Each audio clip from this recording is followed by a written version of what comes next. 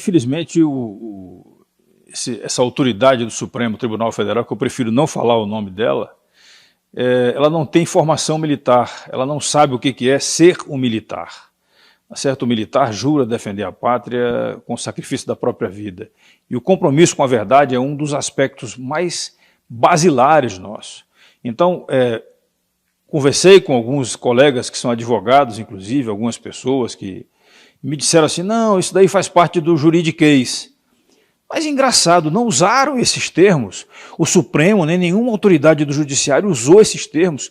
Quando fez, por exemplo, condução coercitiva ou qualquer outra coisa que seja chamada isso daí, para ouvir bandidos que roubaram o Brasil durante vários anos, nesses últimos 30 anos, em nenhum momento isso foi utilizado. Então, sinceramente, faltou o entendimento desse ministro do STF, do que significa a liturgia do cargo e do respeito entre os poderes e entre as pessoas, e principalmente entre os profissionais. Então, se ele quer ser respeitado como ministro do Supremo Tribunal Federal, ele precisa respeitar os militares das Forças Armadas. Como o senhor tem visto o comportamento do STF, que hoje também executa, legisla, né? Parece que os ministros togados têm mais poder que o próprio presidente. Existe um respeito e uma interferência por parte da instituição STF quando o plenário julga alguma coisa e define como corte maior do país. Mas somente deveria definir quanto à constitucionalidade das coisas. O que tem acontecido no plenário do STF é que, em alguns momentos, ministros do STF dão decisões monocráticas, tá certo? Individuais, sem consultar nem o plenário. Essas decisões estão influenciando, sim, a capacidade do executivo executar. Então, o STF deve existir para julgar, o legislativo para legislar e o executivo para executar. Não pode o STF ficar interferindo em execuções que dizem respeito ao poder executivo. Então, eu lamento bastante, mais uma vez, esse desvirtuamento da missão e da função que tem acontecido dentro da atuação de alguns ministros do STF. O pleno como um todo, eu já tive contraposição em relação a alguns julgamentos deles, mas eu prefiro não tocar no assunto agora. Bastou uma mudança na Polícia Federal, né? E já apareceram suspeitos do caso da facada no presidente. A investigação de Aécio começa a andar. O que o senhor acha disso? Há quanto tempo não existe uma ação daquelas ações que eram chamadas de operações dentro da Operação Lava Jato? Este ano não teve nenhuma. O ano passado, se não me falha a memória, não aconteceu também nos últimos 4 ou 5 meses do ano. Então, nós estamos quase um ano sem ter ações da Operação Lava Jato. Significa que houve uma interrupção nesse sistema que nós esperamos, como brasileiros, que venha a ser passado a limpo até a última gota da verdade que nós precisamos saber. Então, com certeza absoluta, dentro das Forças Armadas, quando existem mudanças de comando, elas são altamente positivas para a ação de comando que é feita em função daquele trabalho. No caso da Polícia Federal e de outros órgãos ligados ao Ministério da Justiça, eu espero que com essa mudança, sim, outras operações possam voltar ou virem a acontecer. O Brasil espera, e a gente não pode esperar sentado, o Brasil não tem como esperar sentado. Nós esperamos sentado os resultados do mensalão do PT, e hoje grande parte daqueles bandidos, certo? Ex-políticos, estão soltos. A justiça soltou esses bandidos, tá certo? E a gente espera que essas operações, por exemplo, decorrentes das delações premiadas, eu não gosto de falar o nome de bandido, tá? Então, existem várias delações premiadas de bandidos aí, que foram ministros, que foram presidentes da República, que foram que tiveram outros cargos aí nos poderes executivo e legislativo, que essas operações, fruto dessas delações premiadas, venham a acontecer sim, porque tem muita gente, vai faltar lugar na cadeia. O governo federal tem feito o possível para combater a pandemia do vírus chinês, né? E mesmo assim, parece que a esquerda torce pelas mortes, enquanto parte da grande mídia só mostra caixões aterrorizando o povo. Qual a opinião do senhor sobre isso? A gente precisa primeiro parar para refletir sobre como começou essa pandemia, né? A cada semana, a cada dia, quase aparecem notícias diferentes. Agora a última é que um presidente da China teria pedido ao presidente da OMS que não falasse, que retardasse a informação para o resto do mundo desse vírus. Então, isso aí, nós precisamos, como cidadãos do mundo, exigir a investigação até a última instância para poder ver como que isso daí começou. Tá? Agora, a pandemia é uma realidade.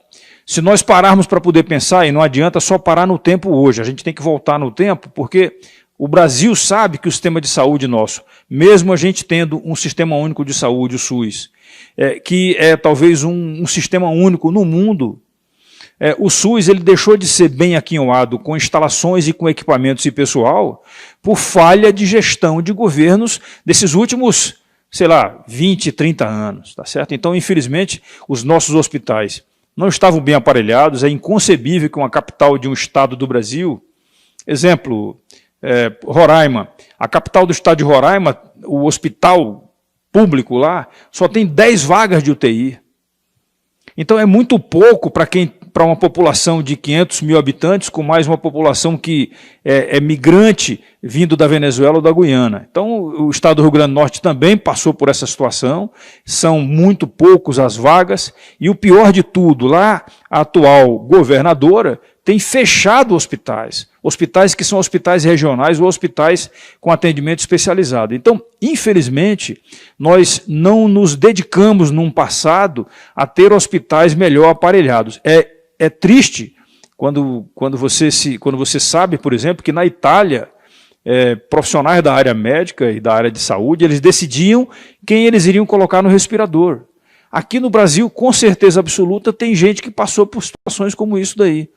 Tá certo? Então, os hospitais nossos já estavam devidamente superlotados, eu visito os hospitais quando vou ao meu estado, Rio Grande do Norte, e com o Covid-19, com os casos mais graves, as pessoas não tinham também como buscar um melhor atendimento médico, por exemplo, nessa parte de deficiência respiratória. Lembrando que o vírus não ataca só os pulmões, ele ataca também o coração, e depois que ele começa a atacar um órgão desses vital, aí, como os pulmões ou o coração, ele também está atacando os rins e tudo mais. Então, nós sabemos que existem sim deficiências no atendimento brasileiro. E o pior de tudo, nós não tivemos um planejamento nesses últimos anos para formar melhor ou formar mais profissionais da área médica. Exemplo, ao invés do Brasil, nesses governos aí, que também prefiro não falar o nome, mas que começaram em 2003 para cá, esses governos poderiam ter trabalhado estrategicamente aumentar a capacidade da formação dos médicos no Brasil. E esqueceram disso. Aí, de repente, vamos atrás de médicos cubanos. Pô, por favor, né? Não é por aí que a gente resolve os problemas internos nossos. Deputado, o que o senhor acha dessas pessoas que se aproveitam do momento crítico de pandemia para roubar o dinheiro do povo? Já tem pedido de abertura de CPI para dar conta dos recursos desviados por governadores e prefeitos, né? Olha, eu estou com a minha equipe trabalhando num projeto de lei que possa fazer o agravamento do crime se ele for cometido no meio de uma epidemia ou de uma pandemia, tá certo? Na verdade, nós deveríamos ter pessoas ocupando cargos executivos, ou até mesmo no legislativo, que tivéssemos atribuições em relação a algo nesse sentido que você me perguntou, que deveriam ser pessoas honestas e pessoas que agissem de boa fé e não de má fé. Infelizmente, nós temos os dois lados também.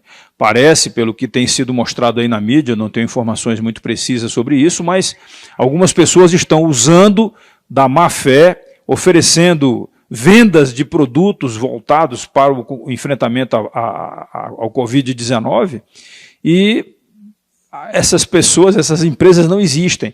E os gestores que estão fazendo as aquisições não vão ou não mandam ninguém verificar se a empresa existe, porque quando você faz uma compra, eu já fui gestor da área de segurança pública, quando você faz uma compra, você procura saber quem é aquela empresa. E a 8666, quando você faz as compras online, é obrigação sua fazer uma verificação, a idoneidade da empresa, o histórico dela de vendas, a qualidade dos produtos que ela tem entregue, isso daí é uma coisa que é obrigatória. Aí os gestores estão recebendo recursos aí que não precisa nem de licitação, é um absurdo. Então, eu sou a favor do agravamento da pena, multiplicando até por 3 ou 4 vezes maior a pena. A verdade, vai ter que faltar cadeia realmente para tantos crimes que a gente sabe que estão sendo cometidos. Para a gente finalizar, deputado, que recado o senhor gostaria de deixar para a população brasileira nesse atual momento que estamos enfrentando? A população brasileira, eu tenho dito que ela é a matéria-prima de tudo no Brasil. É exatamente da população brasileira, desse cadinho populacional, que nós temos, por exemplo, os integrantes das Forças Armadas. Eu saí de dentro desse cadinho quando eu deixei de ser aluno de medicina e fui fazer a Academia Militar das Agulhas Negras. Eu vim de família humilde, meu pai era caminhoneiro, minha mãe era costureira, professora de piano. Então, nós temos que investir na matéria-prima, que é o cidadão brasileiro. Nós precisamos investir na conscientização, na formação do caráter, na formação moral e também na formação intelectual. Me preocupa muito aqueles que estudam, por exemplo, em escolas, em institutos federais, escolas técnicas ou em escolas públicas, e que os professores ou as pessoas que estão circulando com vocês ali estão fazendo uma pregação política. A gente tem que buscar a formação dos bons profissionais. A gente tem que entender que aquilo que é seu e aquilo que não é seu é de alguém. Você deve procurar saber quem é o alguém, esse alguém dono disso daí. Isso daí tem que começar com os pais. Isso daí tem que começar nas igrejas, a formação moral, espiritual. É na igreja que a gente procura também melhorar isso aí quando falta a formação paterna e materna. Então a mensagem que eu deixo finalmente é essa daí. Procure fazer a sua parte, procure fazer isso dentro da sua casa, porque se nós melhorarmos a nossa matéria-prima de cidadãos brasileiros, nós estaremos melhorando também no futuro breve, se Deus quiser, a formação dos políticos, a formação dos empresários, e com isso nós teremos sim um país do presente. Eu cansei porque eu comecei a minha vida de estudante ouvindo que o Brasil seria o país do futuro, o país do futuro. Eu já tenho mais de 45 anos aí de profissional e continuo ouvindo que o Brasil será o país do futuro. A gente tem que transformar o Brasil no país do presente. É por isso que eu estou aqui, é por isso que eu me ofereci sair da minha aposentadoria de militar para vir ser político e mostrar que era possível fazer uma política de maneira diferente.